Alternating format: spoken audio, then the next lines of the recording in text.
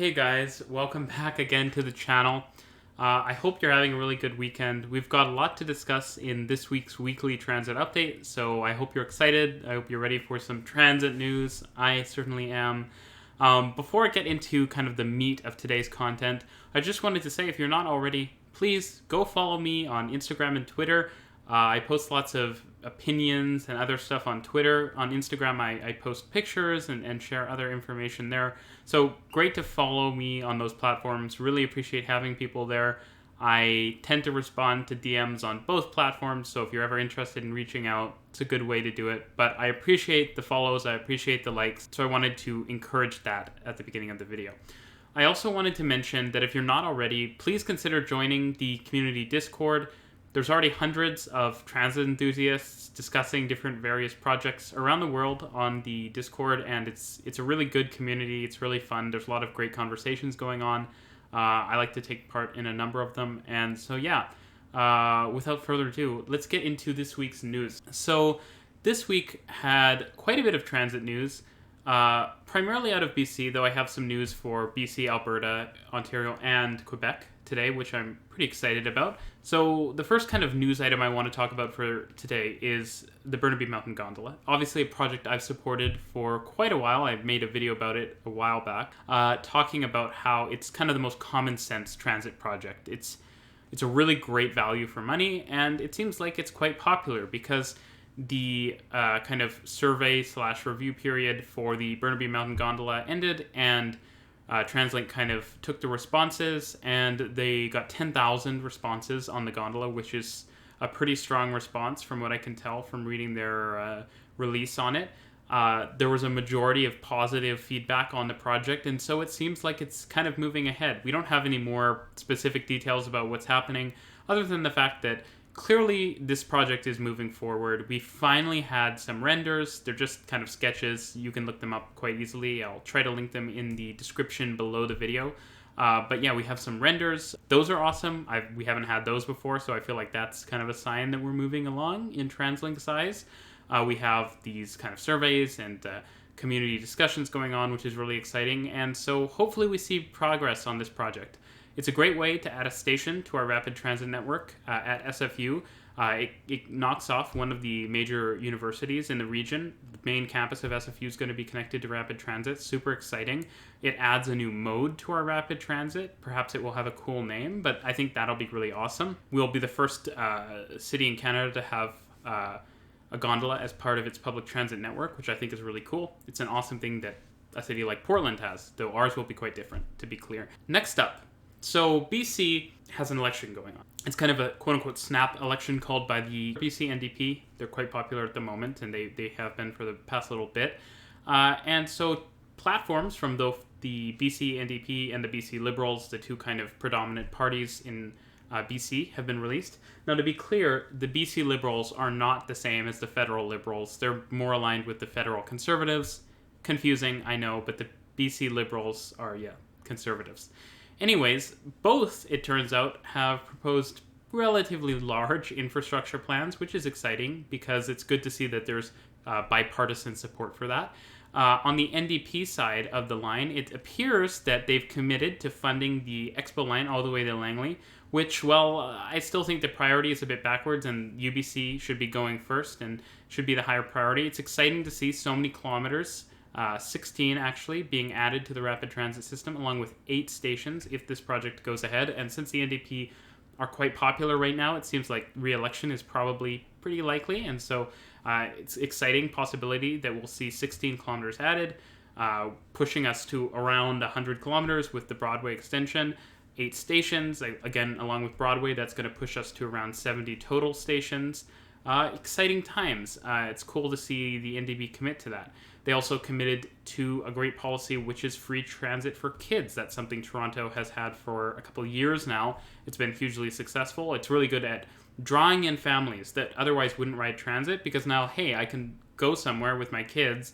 My kids are free, and I just have to pay my fare. So pretty awesome to see. In addition to that, the BC Liberals made kind of similar promises to the NDP, but they're outflanked. They haven't announced as much. The policies are a lot less exciting.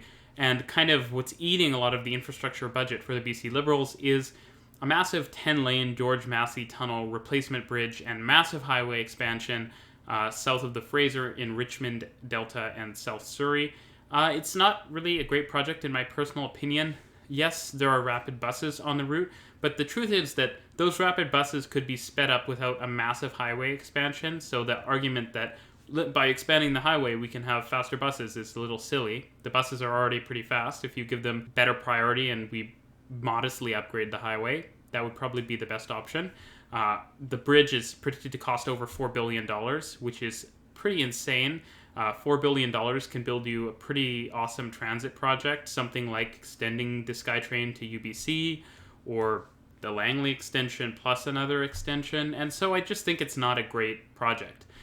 It's also strange because the kind of controlled access freeway of the Highway 99, which this bridge would be located on, ends at the border of Vancouver, which is not that far down the road, and so it's a bit of a strange dead-end tunnel type situation. Now, there have been arguments that a lot of the traffic is just between Richmond and Delta and other things, but truth be told, massive highway expansions encourage more driving and more traffic, and at the end of the day, it's probably not a very good investment of $4 billion.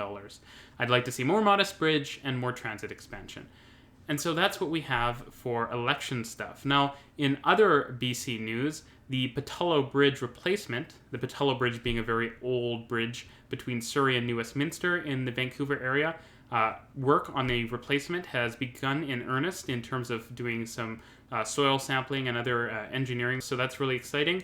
I just want to highlight it because I did mention resilient infrastructure and transit a couple weeks ago in one of my videos, and I think that the Pattullo Bridge replacement is probably one of the most critical pieces of resilient infrastructure, in the sense that the original Pattullo Bridge was supposedly not strong enough to sustain performance in high winds, much less a serious earthquake, and so it's exciting to see that it's being replaced.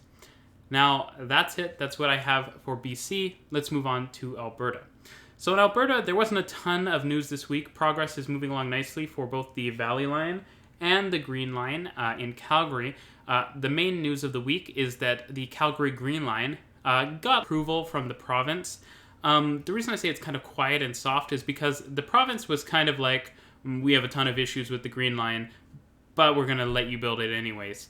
This is positive, to be clear. The province and the UCP, the party that is currently running Alberta, have been kind of bullish on the Green Line on the whole. They kind of seemed like they were suggesting they might cancel it because they weren't happy of the way the city of Calgary kind of redirected it to the south, which is probably the logical starting segment because it has more space on it. It's probably a little cheaper to construct, and it lets them do the tunnel in the first go. So seeing this happen is really exciting. I think the main thing we want to see here is that there's not some major change requested by the province. Since they were like, we might consider pushing a major change, hopefully that doesn't happen and the project goes ahead as planned, because I think that it's a strong project. It has issues that I've talked about before, but it's good to see it moving ahead, and I'm happy to see that Alberta's transit is expanding quite nicely with the Valley Line plus the Green Line happening kind of simultaneously. Next up, in Toronto news, we don't have a ton, but Finch West actually got its first tracks installed at the operations and maintenance facility. It's really exciting to see Finch West moving along. I know I was down a bit about on-street LRTs in my Ontario Line video, but at the end of the day, my kind of general policy is we can't correct the mistakes that we made in the past very easily. Mistakes like building transit lines, we can't change that. So at the end of the day, this is just a nice transit line that's going to serve people. It will be better than a bus service. It's a nice tramway. And so I'm excited to see the progress on this line. And perhaps it can be a really nice local route along Finch, which the city needs, because Finch is a very popular bus route. Next up, and kind of the final bit of news for the week, is the REM cars for Montreal's REM project, supposedly coming in November. So we've been wondering, when I say we, I mean transit enthusiasts, where are the cars for the REM? The Eglinton Crosstown, not set to open for quite a while, but they've already got a lot of cars set aside, and so it's a little concerning that the REM project, we haven't even seen pictures of a train car. The trains are supposedly, I believe, being manufactured in India and weather tested in Vienna. We haven't seen any pictures of them so far as I know, and that's a little concerning. So it's interesting to hear that they're actually going to just show up at the operations and maintenance facility in a few weeks, because that means they have already been manufactured, which is strange because no one has seemed to have been able to snap a picture of them on their way to Montreal. Surely they're already on their way if it's only a few weeks out. It's exciting for me to see the REM project get to this stage, because it means that trains are testing. That's kind of the final phase before opening. Of course, a lot of the line isn't finished and construction is still going on all over the place, but some of the early sections of the South Shore are progressing really nicely, and stay tuned to the channel because we're going to definitely be talking more about the REM. So that's it for news this week. I covered a lot of the news of the week in the Ontario line specific video. I'm going to try to cover most general news in the weekly update videos, but I might make specific videos if I feel like there's a really strong story to tell with a specific news item. So the next kind of question you might ask, and this is progressing beyond the news, is what are these videos going to look like going forward? So I think the plan is to kind of keep doing weekly update videos as long as there's news every week, and there seems to have been news for the past several weeks, and I'm sure there will continue to be news every week and stuff to discuss.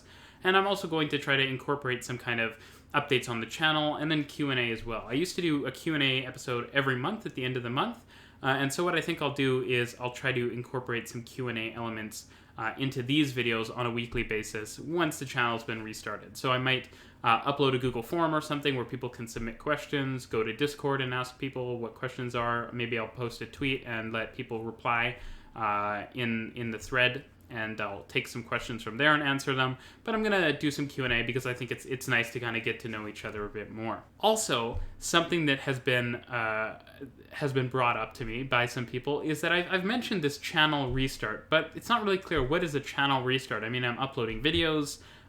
What is a channel restart?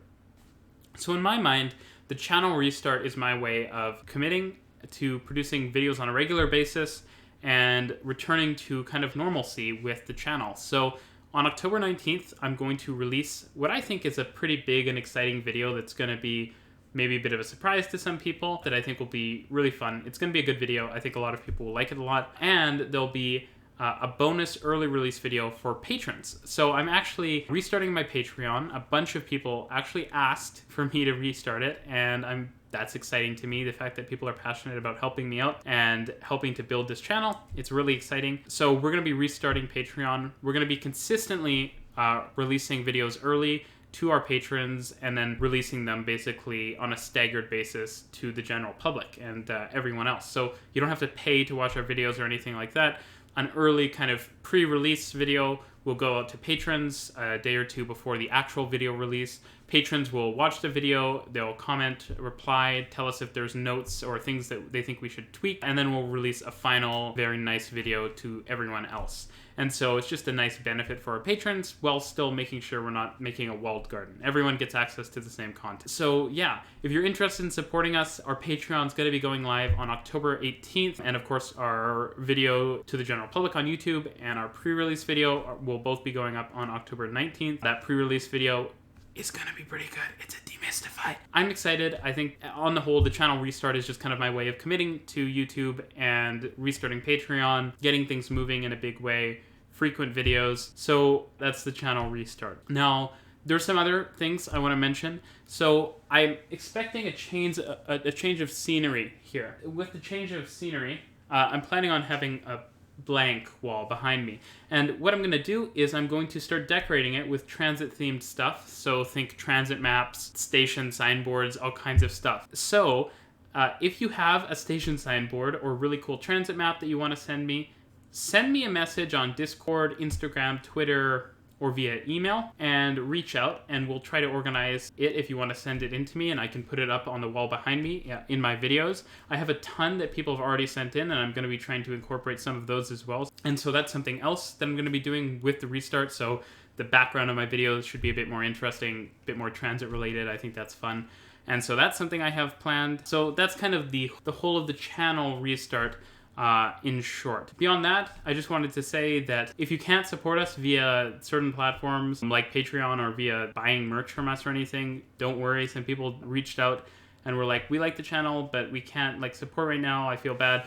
don't worry. Sharing, following, liking videos and posts, etc., that really helps us, as well as just showing the channel to other people who might be interested. Growing the channel is super valuable to us, and the help people give us in doing that is really appreciated, as well as honestly just things like comments, messages, etc. I mean, I read still all of the comments on our videos since I've been uploading again. I respond to most of them. I respond to DMs on the various social media platforms. So I really appreciate the community that kind of formed around the channel and that has formed and that will continue to form. And so yeah, I'm super excited about what is to come in the next week and the videos I'll be releasing on the 19th, as well as a weekly transit update I'll release sometime next weekend. Thanks for watching, guys, and have a good night.